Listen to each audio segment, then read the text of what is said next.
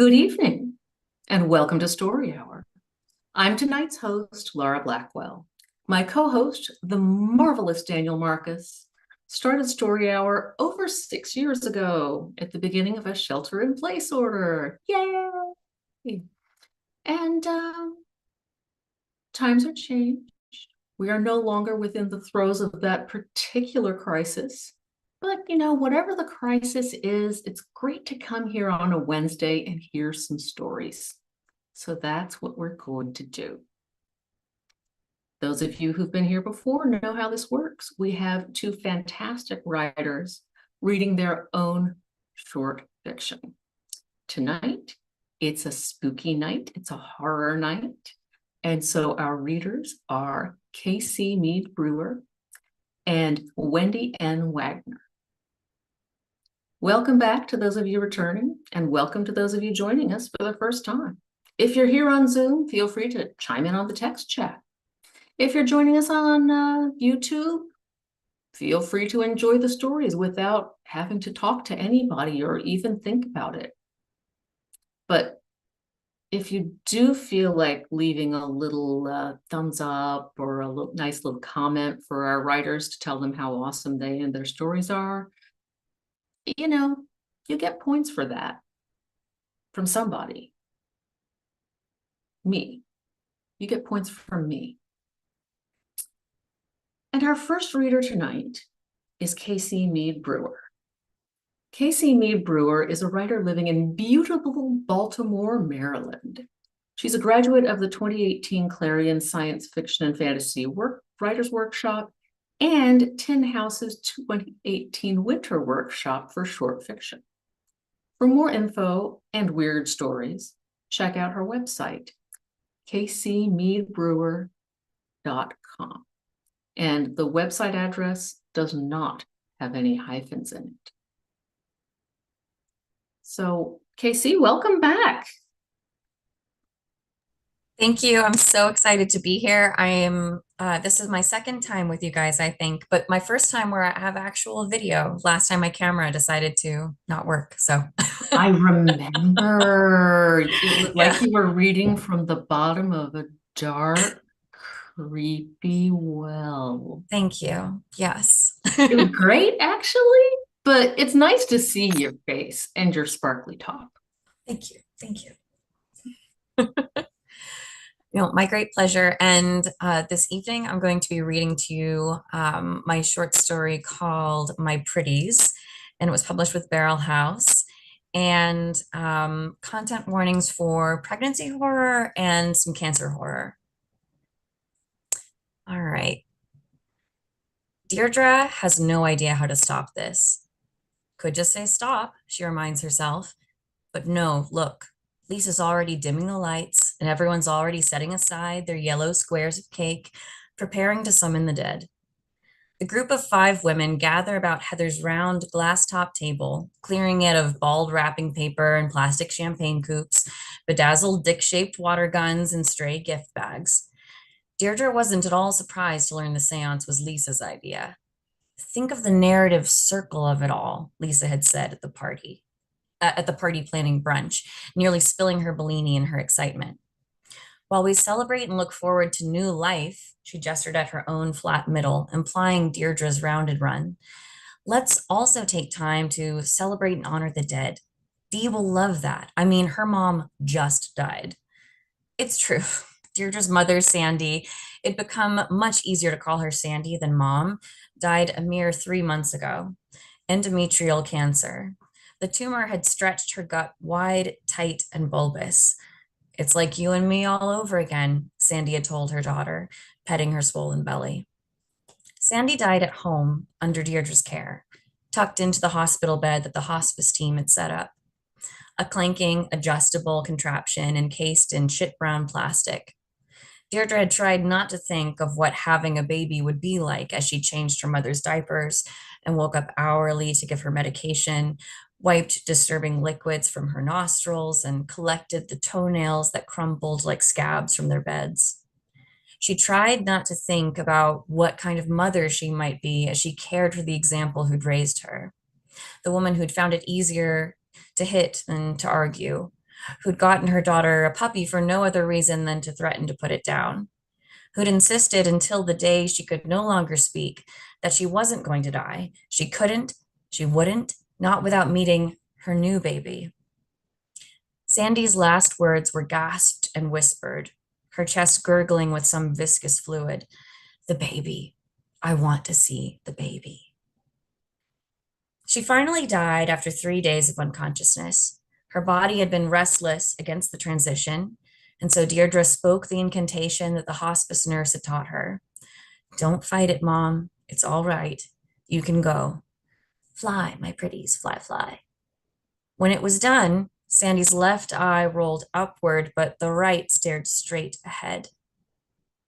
Only Deirdre was there to see these details, of course, which perhaps explains why her friends are so surprised when she doesn't suggest her mother's name for a summoning. Judy Garland, Nicole snorts into her bubbly. I mean, sure, Dee, why not? If she doesn't answer, we can always try Angela Lansbury. Sondheim's dead, right? Says Charm. We could try him too. Do you think ghosts can sing? Isn't that what whale song is? Says Heather. Oh my God, Nicole again. Ghosts would 100% sound like whales. No, no, no, no. Lisa makes a chopping motion with her hands.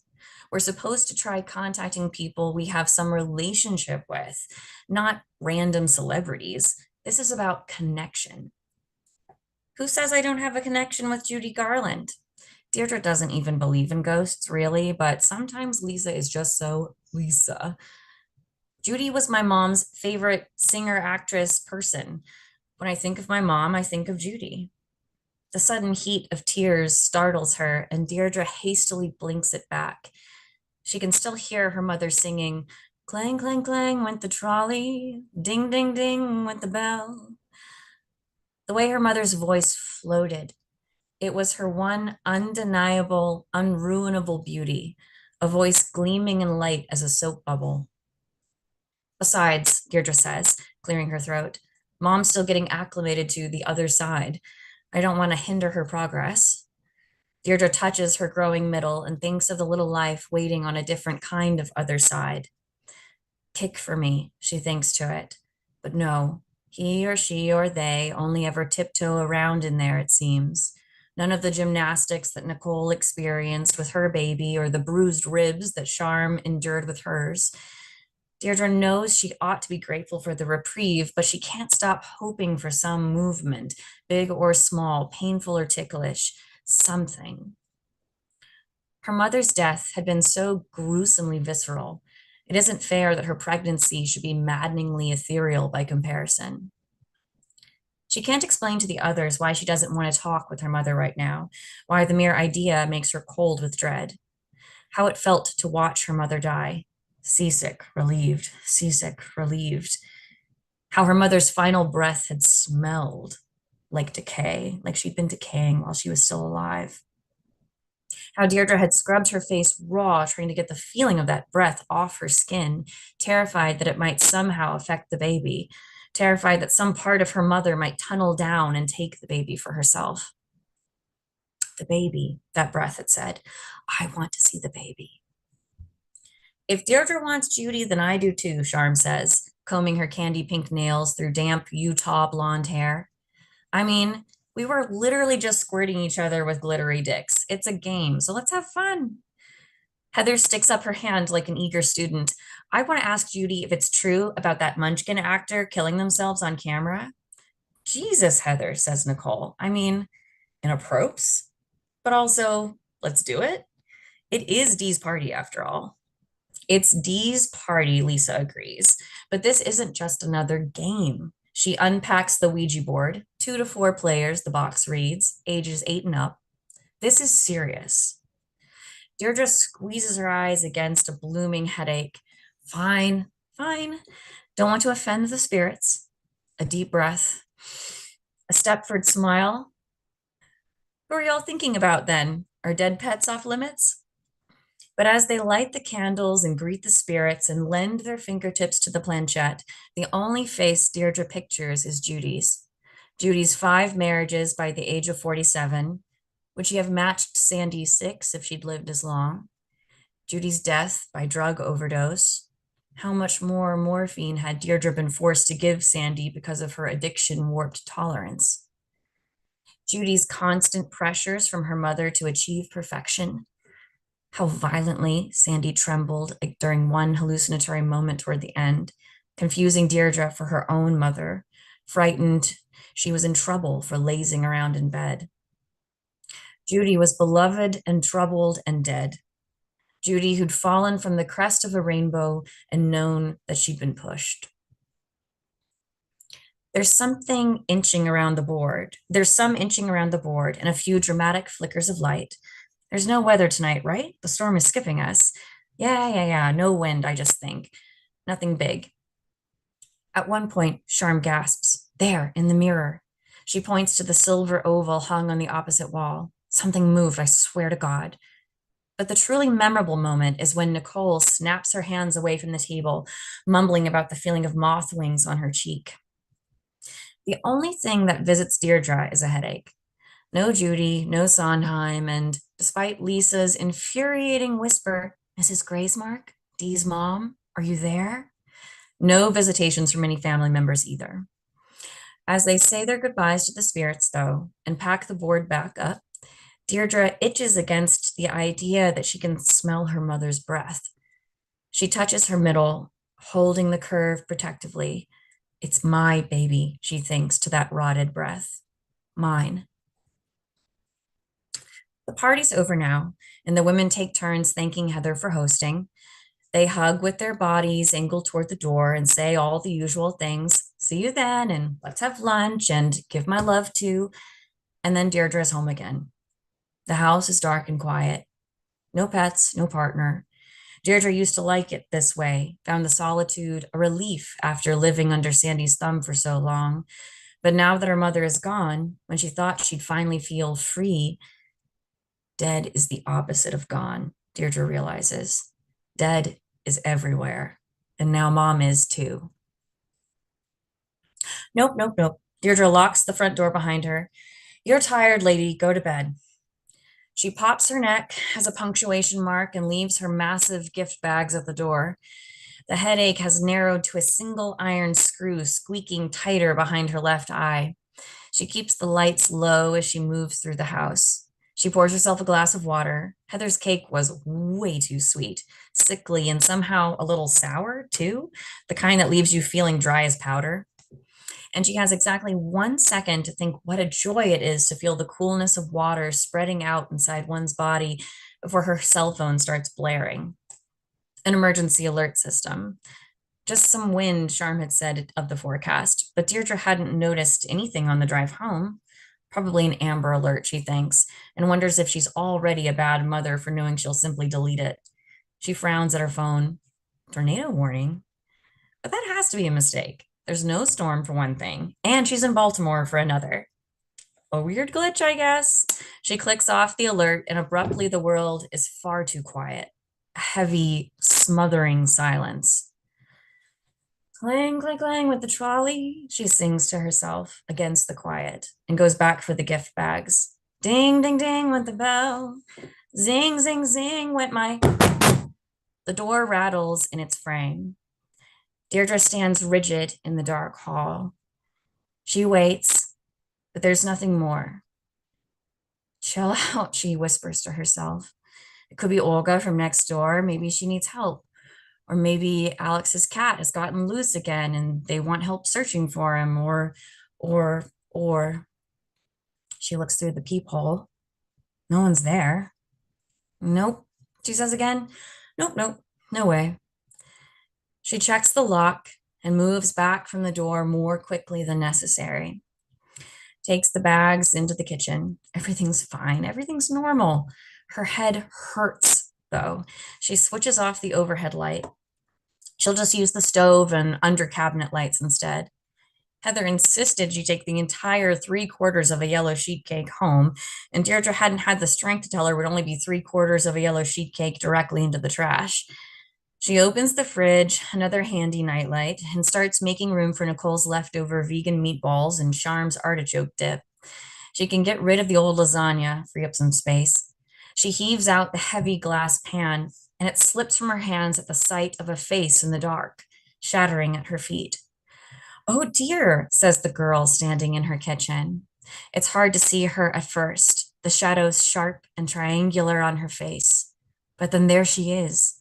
Her eyes are as blue as her blue gingham dress. Her shining brown hair is tied in two perfect pigtails. She smiles with all her teeth. I hope I didn't scare you. I had to use the kitchen door. No one answered at the front.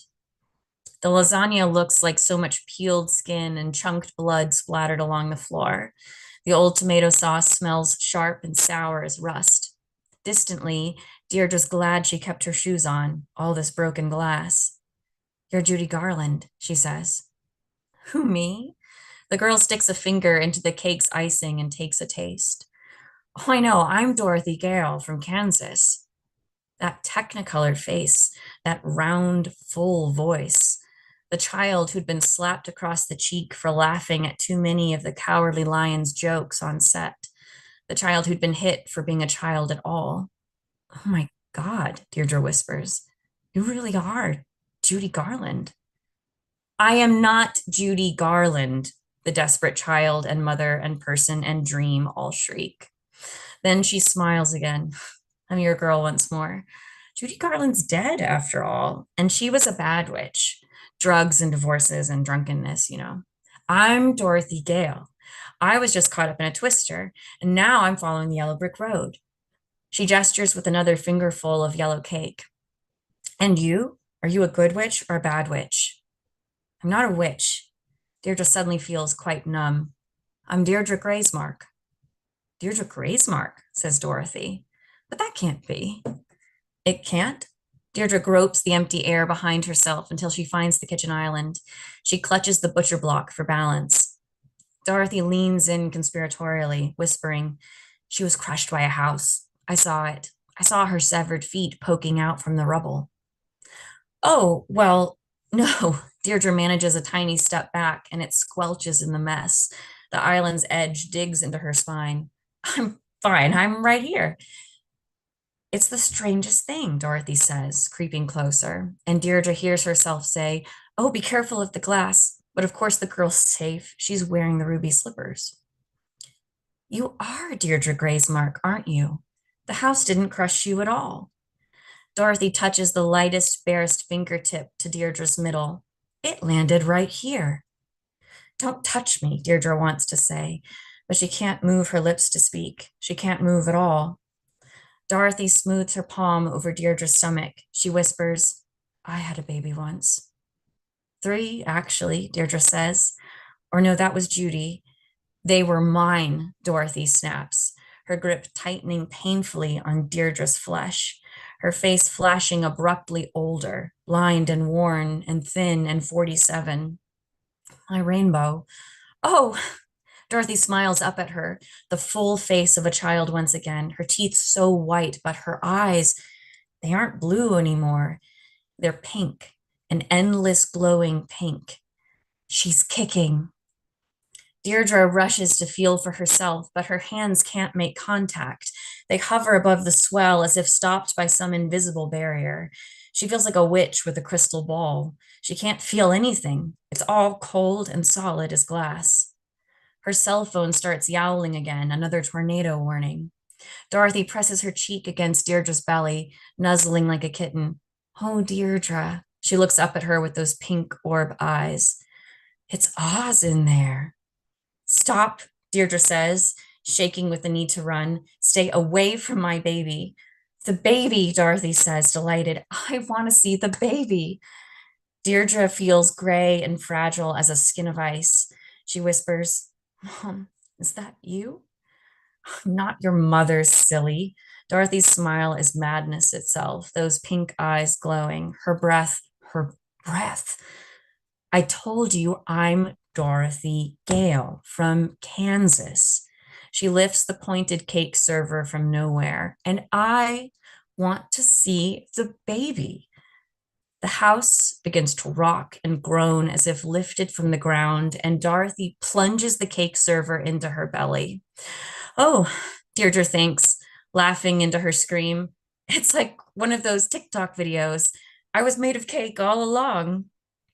Just look, Dorothy's devouring a moist red slice of her right now. Here she is, Dorothy says through a crumbling mouthful. Her pink eyes widen on Deirdre's split womb. A horrible green light needles outward to illuminate her cheeks. Here she is, right here. Deirdre gasps, jerking awake in Lisa's arms. Here she is, Lisa says. Here she is, thank God. The other women surround her, cooing gentle phrases. She's on the floor beneath Heather's round table. What happened? She wants water. Her throat feels glued together. What? She reaches for her baby, but hits herself instead, her arms weak and uncoordinated. I'm not cake, she thinks. I'm not cake. I'm whole. I'm alive. You're okay, Nicole's saying, touching her forehead. You're safe, Lisa agrees. You just fainted, honey. Gave us a real scare. Heather fetches her a glass of water and Charm squeezes one of her hands. One hell of a baby shower, Nicole teases, sitting back with relief. But I went home? Deirdre pats herself over, still convinced she'll find a cake server sticking out somewhere. We're getting you home right now before the storm hits, says Heather. Don't worry. But Deirdre can't think of what to say. She can't think. Yes, I want to go home, though she isn't sure that's what she wants at all. There's the commotion of moving chairs and picking up bags. I'll call you and drive safe. And Deirdre finds herself tucked into the passenger seat of Lisa's car. She stretches the seatbelt over her belly, making sure once again that no pieces have been cut out of her. There's a pain sharpening itself behind her left eye. Did she hit it against the table when she fell or on the floor? Or she flips the visor to check herself in the mirror, except she isn't there. Mom? No, no, it isn't her mother. It's her. It's her own left eye that's rolling upward while the right stares dead ahead. Deirdre slams the mirror back up. She blinks and blinks and blinks and blinks. See, her eyes are fine. They're fine. Fine. Everything okay, hon? Lisa asks, climbing into the driver's seat. And of course, Deirdre says, fine. I'm fine. Just tired, I think. I've never fainted before. Deirdre smiles, a brittle, jagged line. Thank you so much for the ride, Lise. And Lisa demurs and reassures and starts the car. And Deirdre says, guess I ruined the seance, huh? Are you kidding? It was nuts talking to your mom like that. Did you see Heather's face? I thought she was going to faint too. What do you mean? I mean, she looked like a jizz stain. Her face went so white. A laugh bubbles out of Deirdre, even as dread sleets through her, the same way pee might leak out of you while you're choking. No, I mean, I don't remember that, not making contact. Are you for real right now? Lisa asks, and Deirdre truly wonders at the answer. Am I real? Am I real right now? That was one of the wildest moments of my life, says Lisa. When she said she could see the baby, I about lost it. I really did. Deirdre touches her middle again, but the baby's calm as ever. She can't feel a thing. I don't feel well, she whispers. Want me to stay with you tonight? Lisa corrects the car as it sways in the lane. Charm was right about the heavy winds. That'd be no problem, really. No, Deirdre says, though she wishes she was saying yes. Just change her mind and say yes. Yes, please, I don't want to be alone. No, no, that's all right. I appreciate it, though. I just want to go home. There's no place like home, right? Lisa laughs, and Deirdre wishes she wouldn't. The wind shakes the car. She clutches her belly against the storm. Kick, she pleads with the baby. Please, kick. Show me you're there, sweetheart. Show me you're okay.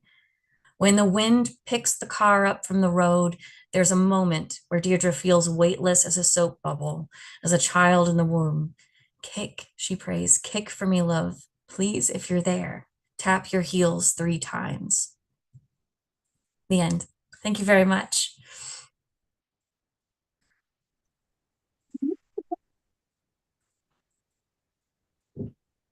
I mean, Thank you. that was great. Thank Really? you. Yeah. And I mean, and with the bubble feeling, maybe she's a good witch. Maybe. But oh, what kind of moron would do a seance over a pregnant woman? Right? And If you yet I believe, definitely want to attend that baby shower. So No, I would not. I would not. No, if you believe in seances, you don't do them over someone who's that's true. got a baby. Disgusting. Oh my God. That could have gone wrong so many ways. Uh, hmm. And you found one I hadn't thought of. Thank you so much. Yeah. Wow. I love the reading itself too. I love the way you read it. Mhm. Thank you. Thank Yeah. you. I really appreciate that. I know I'm sorry I skipped a couple of times, but I No, thank no, you. you're It's I awesome. love to perform, so It was really fun. Yeah. What? Yeah. I'm gonna go chewing some aluminum foil now just to, feel okay. Just to calm oh, down a little. Yeah. Yeah, exactly. you guys are the best. Thank you. So it is our way at Story Hour to take a deep breath or something after the first reader to ready ourselves for the new one. If you have a paper bag to do that into, that might be really good this time. I'm totally fine. And that was Casey Mead-Brewer. Thank you. Thank you so much. Our next reader is probably not going to leave us feeling any better, but in a good way. Wendy N. Wagner's longer works include the Bram Stoker Award nominated Girl in the Creek from Tor Nightfire in 2025, The Secret Skin, The Deer Kings, and An Oath of Dogs. Her more than 70 published pieces of short fiction and her stories have been nominated for the, oh, I just totally skipped because brain. Her more than 70 published pieces of short fiction, essays, and poetry range from horror to environmental literature, and her stories have been nominated for the Theodore Sturgeon and Shirley Jackson Awards. The Locus Award nominated editor-in-chief of Nightmare magazine, Wagner lives, works, and hikes in the Pacific Northwest. Keep up with her at winnywoohoo.com. Wendy, welcome back to Story Hour. Thank you. It's so much fun to be here. I kind of wish I wasn't going after Casey. That story was like so good. I wish I was like getting done to just go think about how horrible it was. Um, I'm gonna read a story. It ran in a magazine called FARRAGO'S WAINSCOT, which doesn't exist anymore. The archive has vanished. But the story remains, and it's called Three Small Slices of Pumpkin Pie. And I don't think there are any content warnings. Sorry about that. I feel like there should be something more gross, but no content warnings. I mean, pumpkin pie? By the middle of sixth grade, almost every girl had her pumpkin, small and effervescently orange, tucked beneath her desk, the green vine laying neatly against her leg. Janet's own pumpkin seemed slightly smaller than most, the rind a bit green speckled. She could expect that to change as she grew older, Mrs. Bannon had reassured her, patting the side of her own heavy, burnt orange gourd. Liver spots dappled the back of the woman's hand, the same ruddy color as the patches around the top of the fruit. Janet couldn't take her eyes off it. Even during science class, her favorite, her eyes returned again and again to the segmented curves of the ancient pumpkin sitting beside Mrs. Bannon's ankle. By the end of seventh grade, the boys had stopped keeping their distance from the pumpkins, no longer shunning the girls with the orange globed, shiny hair, lip gloss. What was once strange had become alluring. Particularly bold boys would pinch leaves off the girls' vines during gym class. Janet hated the tug and subsequent snap, something like the moment before a strand of hair pulls loose of the scalp, but the burst of pain was so small, Janet knew she shouldn't bother complaining about it. She took to wearing sweatpants in gym, baggy things she could tuck the length of her vine inside. Skinny Alice Stedman had no leaves to pick yet. She always wore black sweaters, and her long blonde bangs covered most of her puppy fat face. Janet liked sharing a seat with her on the bus. With only her own pumpkin to manage, there was more space for Janet's feet and book bag. As a sophomore in college, Janet found herself rooming with Alice. They had no classes together. Alice was majoring in theater, but after dinner they would share the window seat and hold their cigarettes carefully outside the open window. Their pumpkins, good sized and a mellow orange by now, sat on the floor like patiently napping dogs. Alice offered Janet a slug from her pocket flask, some kind of cheap whiskey, but it burned like mouthwash, nothing like the White Russians Janet sipped at weekend parties. Janet made a face. Ugh, I can't believe you drink this. Alice snorted. She dyed her hair red now and wore a great deal of dark eyeliner. It's not for sissies. Matthew got me started on it. She stripped a stray leaf off her pumpkin's vine. Bare vines worn on top of skirts were the fashion this year, especially with a cropped shirt that showed the vines joining at the belly button. Janet took the flask from Alice's bony fingers and took another drink. Bigger. Matthew? The poet? Alice grinned. The sexy poet. She took a long drag from her cigarette and held it out, thinking a minute. A trickle of smoke ran out her nose before she managed to blow the rest carefully out the gap in the window. It's weird. Since things got serious, he just wants to do the pumpkin. Same as all the others, I guess. Janet watched the ashes flick from the tip of her cigarette, settling onto her pumpkin like a moth, or perhaps like her father's hand, always resting on her mother's pumpkin possessively. Her nose crinkled in distaste. Have you done it? I mean, what's it like? Cramped, boring as shit. I got tired of it. Janet rubbed the ash off her pumpkin with her toe. She looked for a reply, some kind of inoffensive way to say she'd never go out with a guy like Matthew, never let that happen to her. But there was nothing she could say. She reached for Alice's flask. It doesn't hurt, Alice said, and it's the natural order of things, isn't it? Like women being smaller than men or wanting to have babies. It doesn't mean anything. She didn't meet Janet's eyes when she passed the flask, even though Janet tried to smile at her. The whiskey made Janet's mouth go numb as it swirled over her tongue. Her head spun a little at the combination of alcohol and nicotine. She felt light, light enough she could leap out this window and float up over the campus. She passed the flask back to Alice. That's enough for me. I still have calculus homework. Alice took another sip of the bitter whiskey.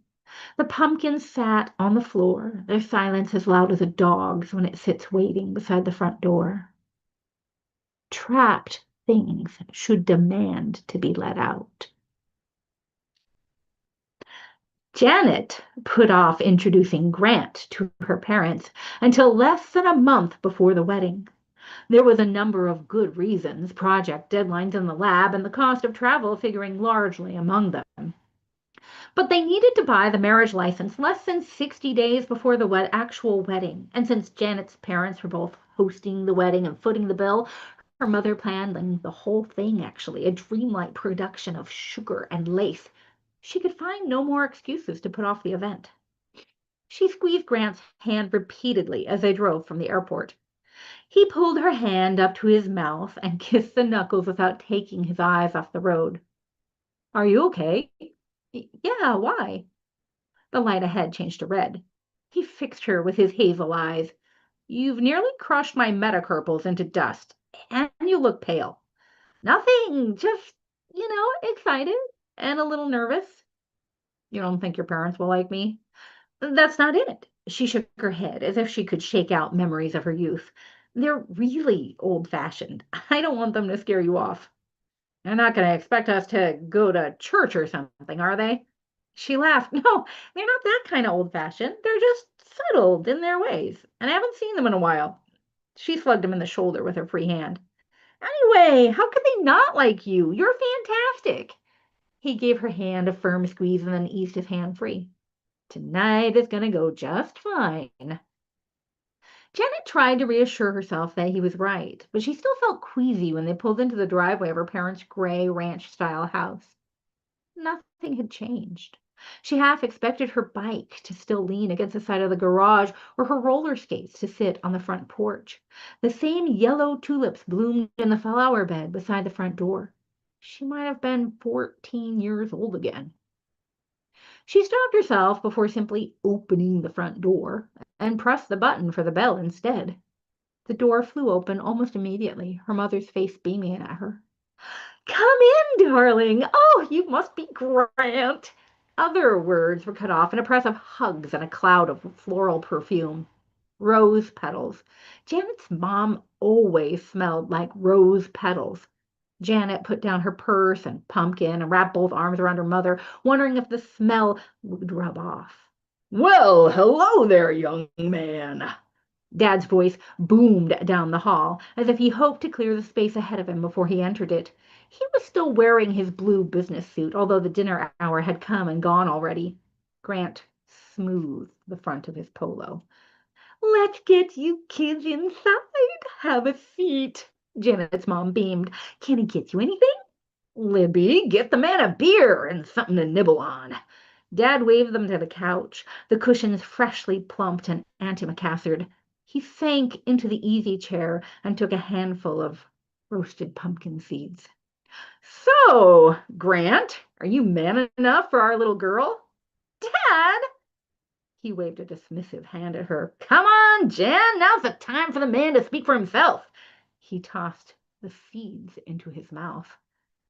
Janet couldn't tear her eyes away from her father's teeth, so white, so huge and square.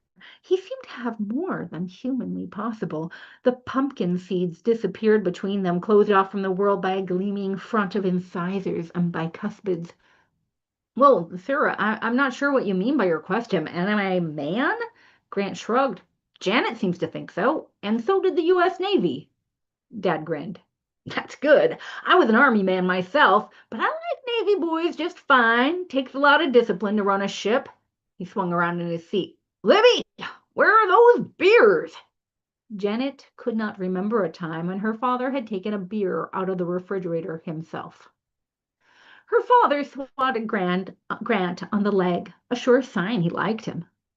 "But of course, what I really mean is, how long do you think it'll take you to convince Janet to stop working at that goddamn lab? Dirty place like that is no place for a woman." Grant grinned. "At least at the lab I can keep my eye on her." Janet gave him a sharp look. He winked at her. Dad roared with laughter. "Damn straight. I like you, Grant." He gave the couple a benevolent smile before reaching for a bowl on the coffee table. "Pumpkin seeds? Libby makes the best." Her father held up the glass bowl, its sides cut and diamond-shaped facets that caught the light and broke it into tiny rainbows. The seeds inside were dull, brown with Worcestershire and chili powder. Their acrid scent made a pungent counterpoint to the rose perfume still clinging to Janet's sweater. She looked at the seeds and tried not to think where they came from. Her stomach twisted on itself. Grant smiled and lifted his hand in polite acceptance. Hesitated. Janet's mother pressed a brown bottle into his palm. "Your beer, dear boy." "Of course." Grant blinked back at her, as if rising from the depths of some deep pool of thought. "Just what I wanted." "What took you so long, Libby?" Dad's teeth flashed as he chomped another handful of the seeds. She shifted from foot to foot, smiling awkwardly. "I couldn't find the bottle opener. I'd put it in the wrong drawer." "You silly little thing." Libby snatched up the bowl of pumpkin seeds. "I'll go refill this. Dessert's in about half an hour." She gave a little laugh. "Does anybody need anything else from the kitchen?" Janet moved to stand, but her father waved her back into her seat. "Libby's got this. You're company tonight, Janet. You just sit here and enjoy some time with your dear old dad." He gave Libby a tap on the butt as she turned to leave the room. Grant patted Janet's knee. She watched her mother disappear into the kitchen and resisted the urge to put her pumpkin on her lap and hide it in her arms. Janet's therapist had reminded her twice this session that the impending divorce was not her fault. Fault was never the right word, Louisa maintained. Fault implied shame and failure, whereas divorce was a time for growth. It was a chance to reestablish the self. Louisa had even made a recording of empowering music and phrases for Janet to listen to during her morning runs. She chirped every time she heard Louisa's cheerful voice between the power ballads. The house sat quietly around her, waiting for her to fill it with activity. Since the day Grant packed his bags, she'd found herself going through the house and turning on devices in different rooms. The TV in the living room, the fan in the bathroom, the clock radio in Delia's old room. Things might have been easier if Delia had been home still, but the marriage had held itself together only until the girl's first year of college. Janet checked her voicemail and felt her body go stiff at the sound of Grant's voice. Hi, Janet. You might want to go out this afternoon around 4 o'clock. Megan's going to stop by to help me pack up the last of my stuff. That would probably be awkward. Well, thanks. Bye. She sagged on the end of her bed, her damp jogging suit clinging to her, her pumpkin a lead weight in its backpack. Her bones felt too weak to hold everything up. Megan, here in her house. For a moment, she thought she might throw up. Janet kicked off her running shoes. Fucking bitch, fucking homewrecker. Her socks resisted her attempts to slide them down her foot, but she clawed them off. Stupid, good-for-nothing, husband-stealing whore! She tore off all her clothes, not caring if threads popped as she tugged and pulled, threw them uncaring where they landed. She wished she could throw every stinking sweat-soaked scrap right into Megan's unlined face and suffocate her with the stench of them. The pumpkin slid out of the backpack with a thud. Its rind looked dull and blotchy after all these years, almost as mottled as old Mrs. Bannon's. Janet crumpled onto the floor beside it, feeling the polyester threads of the carpet bite into her bare skin. She pressed the heels of her palms to her eyes and willed the tears to stay inside them today. She wouldn't cry so much if she really believed this was all Megan's fault, if she believed that a younger face, a younger body was what Grant really wanted. It was easy to remember the first time she had met Megan. Janet had stopped by Grant's office for a surprise lunch date, and he'd cheerfully introduced the newest member of the admissions team. It was nice to see someone more mature than the fresh-faced graduates the department usually hired, although Janet had been surprised by the meekness of Megan's handshake. The tall brunette had looked so confident, so put together. Janet rubbed her eyes and let the spots clear from them. She herself had always taken pride in her firm grip and always commented on it. It was her trademark, like her pixie-cut hair and red blazers. Grant had always said she looked good in red. She wrapped her arms around her knees, taking the deep breath Louisa recommended. The movement prompted the pumpkin to fall onto its side, its gray stem prickly against her bare leg. The pumpkin. Always the pumpkin. It was the only constant of a woman's life. Boobs fell, ovaries blew themselves out, men sought better company, children grew distant, but the pumpkin never left. She lifted it to eye level. She had rarely examined the thing with any care. It was enough to know it was there, its loud orange shell drawing the eye before any of her features or her clothes. The first thing anyone saw when they saw a woman. She turned it slowly around.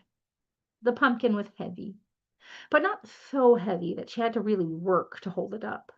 She wondered what kind of pumpkin it might be. Megan carried an oversized ruche vif d'étain. Janet's mother had a run-of-the-mill jack, oblong and very yellow. Janet's fingers traced the gourd's curves as she supported its weight on one palm. Miss Pumpkin's went. Hers was really quite nice. But something squished beneath her finger.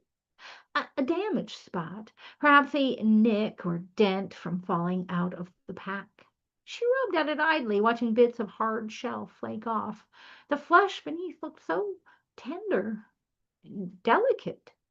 She picked another chunk of shell free. The gold orange meat beneath parted a little. She couldn't help it. It was too much like a peeling scab or a bad sunburn. She had to pick at it. She broke off another piece of the shell, and the flesh seemed to exhale, a tiny sigh that carried a hint of sweetness, like a leaf pile steaming in autumn sunshine. She couldn't look away from the gaps spreading around the top of the pumpkin, parting layers of shell and flesh, revealing the golden tendrils within. The top of the pumpkin fell onto the floor. Janet stared at the goo-filled hollow within. There were seeds packed in there, but their surface was smooth and therapeutic, like the wooden wheels on the back massager she'd once given Grant. She stood up and put the pumpkin on the floor. It wasn't very big. She put her toes down inside the moist tendrils and seeds, feeling them swallow up each digit like a cool mouth. Her foot disappeared up to the ankle. Jesus, Janet, what the hell are you doing? She turned her head to the doorway. Grant stood alone, an empty tote bag dangling from his fist. His eyes looked large and stunned behind new horn-rimmed glasses. She'd forgotten he was coming over this afternoon. She felt the pumpkin give a little shudder, grow a little looser. It knew there was a man in the room. She put her other foot inside it. Didn't you ever wonder what it would be like to do the pumpkin? He said nothing, but she saw his Adam's apple bob. Have you and Megan done it? Is that really any of your business? Her lips tightened. Is she with you right now? He shook his head. He was staring at her tits instead of her face. She felt a hot surge of triumph in her chest and the cool moisture of pumpkin innards around her knees. The lid is on the floor. He dropped the tote bag and walked toward her. Why? But she didn't answer. She dropped to a crouch and pressed her cheek to her knees. She saw the shadow of his hand holding the pumpkin lid, and then everything disappeared into a warm darkness and the feeling of seeds like teeth pressing up against her face. She had never been so small, so perfectly defined and restrained. There was a strange feeling of movement like an elevator, and then a warming of one side of the pumpkin rind. He had picked up the pumpkin, and he was holding it against his chest. She could picture it as if she stood beside him. I needed to do this to you, he said, and she heard the thud of his heartbeat reverberate all around her. She pressed her hands to the walls of the pumpkin and felt their stiffness, their strength, and she pushed up against the lid. It did not wiggle, not even the tiniest bit. She knew then that he held the lid down tight. His heart thudded faster, excited. I wanted this so much. Tendrils and seeds pressed closer around Janet's face. She could no longer move her fingers or arms. She was so tightly packed into the juicy entrails. The slick seeds burrowed into her eyelids, her nostrils. Janet gasped for air and felt seed slime run into her mouth. And somehow it tasted like roses.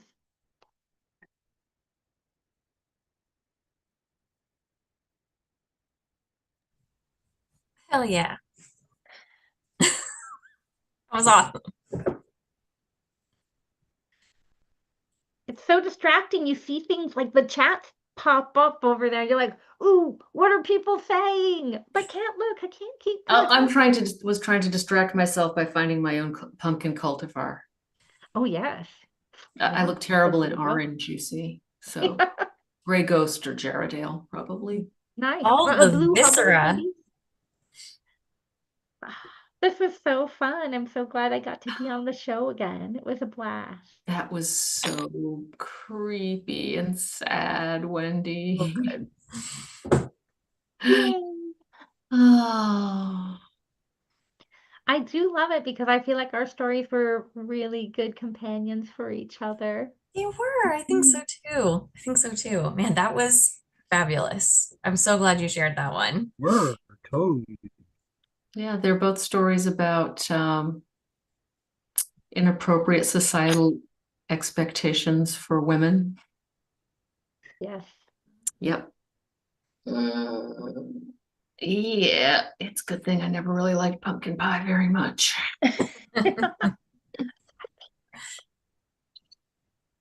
Ah, Daniel, we are the luckiest people.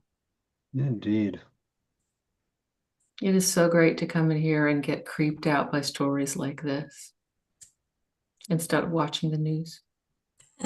This is definitely a much better creepiness. Yeah. Agreed. It really is. It really is. There's the art to it, and there's the conclusion, and Yeah. it really means a Really lot. nice. It really does. Oh, thank you both. Well, next week is going to be more of a fantasy science fiction week. Our readers will be Kari Morin and Rati Mehrotra. It's a good idea to check storyhour2020.com the day of, just in case there have been any changes. And, storyhour2020.com also has a calendar with upcoming readers and recordings page with links to the YouTube videos. You can also go to Story Hour 2020 at YouTube, maybe subscribe to the channel if you're afraid of missing one, because that's the scariest thing I've heard all night. Missing a story hour? That would be terrifying. And you can also just go and rewatch this one as many times as you like, over and over and over. Casey Mead-Brewer, Wendy N. Wagner, thank you so much for bringing us those stories tonight. And thank you also to SIFWA for the Givers Fund grant that helps us keep the stories burning as if in a jack-o'-lantern. Thank you to Daniel Marcus, without whom none of us would be here in this Zoom tonight. And thank you to all of you who are here with us now, all of you watching at some point in the future. I'm so happy to think of us all being here, enjoying this same story hour, the hairs on the backs of our neck rising together. Yeah, it's really heartwarming. Thank you, everyone. Thank you for hosting. It is an honor and a pleasure. And good night, everyone. Bye, folks. Good night. Thank you. Good night.